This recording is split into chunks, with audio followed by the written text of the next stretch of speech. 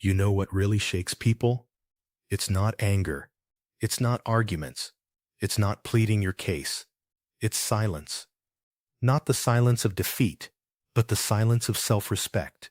The kind that comes from a man who refuses to let another person's actions dictate his emotions. The story of two men. Picture this. Two men, both deeply invested in a woman, both blindsided when she suddenly pulls away. The first man unravels. He blows up her phone with messages, questions, explanations. He's restless, replaying every conversation, desperate to fix it. The second man chooses a different path.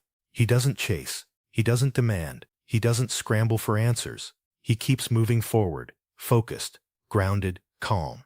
At first she doesn't notice, but then the silence grows heavier. She expected drama, questions, pursuit. Instead, nothing. And in that quiet, her mind starts racing. Why isn't he reacting? Did I misjudge him? Did I mean less to him than he did to me?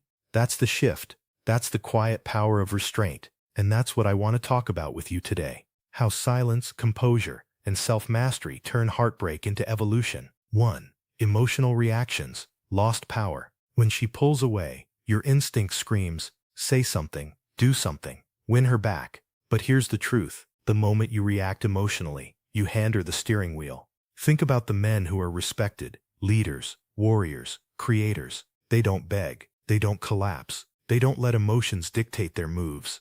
They stay grounded, even in chaos. When you stop reacting, you stop bleeding power. She expected you to spiral. She expected you to chase. But when you don't, she's the one left unsettled. This isn't about being heartless. It's about holding yourself steady, knowing your worth doesn't rise or fall with her choices. 2.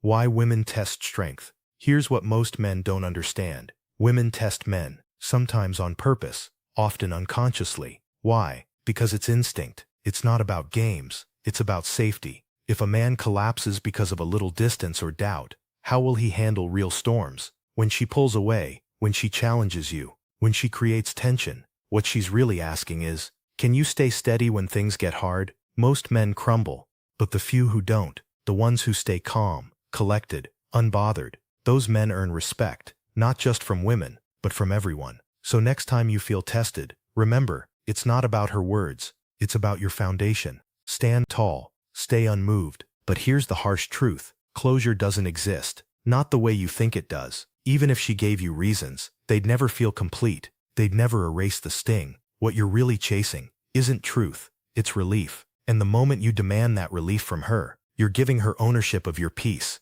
But peace is yours to claim, always. Closure doesn't come in a text, or a talk, or an explanation. Closure is a decision. The day you say, I don't need her to validate my pain. I choose to move on because I refuse to stay stuck. That's the day you take your power back. 4. The authority of silence. Words are easy. Explanations are cheap. But silence is undeniable. When you stop chasing, when you stop trying to clear the air, when you simply step back, suddenly the dynamic flips. She expected noise. She expected pursuit. She expected the script she's seen 100 times before. But you gave her nothing. And in that nothing, curiosity grows. Why isn't he reaching out? Why isn't he trying to win me back? Did I lose him, or did he let go of me first? Silence is not absence. Silence is presence amplified. It's dignity without words. It's confidence without announcement. It's not a game, it's self-respect, expressed in the most powerful way possible. 5. I know what you're feeling.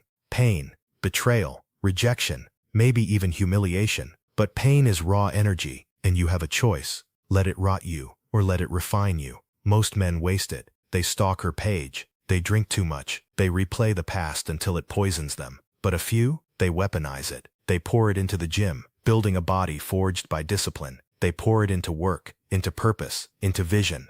They rebuild themselves so completely that the man who emerges is unrecognizable from the man she left. And here's the paradox. One day she'll see it. She'll see you sharper, stronger, thriving. She'll regret. But by then, you won't need her regret, because you'll have outgrown the man who once cared. Minquals. 6. Real confidence is internal. Here's a trap too many men fall into. They think confidence is earned through approval, through attention, through being chosen. But that's not confidence. That's dependency dressed up as strength. Real confidence is self-generated. It's standing in the mirror and saying, Even if no one applauds me, even if no one validates me, I still choose myself. Look at the men who command the room. They don't beg for validation. They don't chase attention. They live so fully, so unapologetically, that respect follows them naturally. The irony, the moment you stop needing validation, is the moment you attract it effortlessly. This entire journey, this heartbreak, this silence, this pain, it was never about her. It was about you. You don't win by convincing her you're valuable.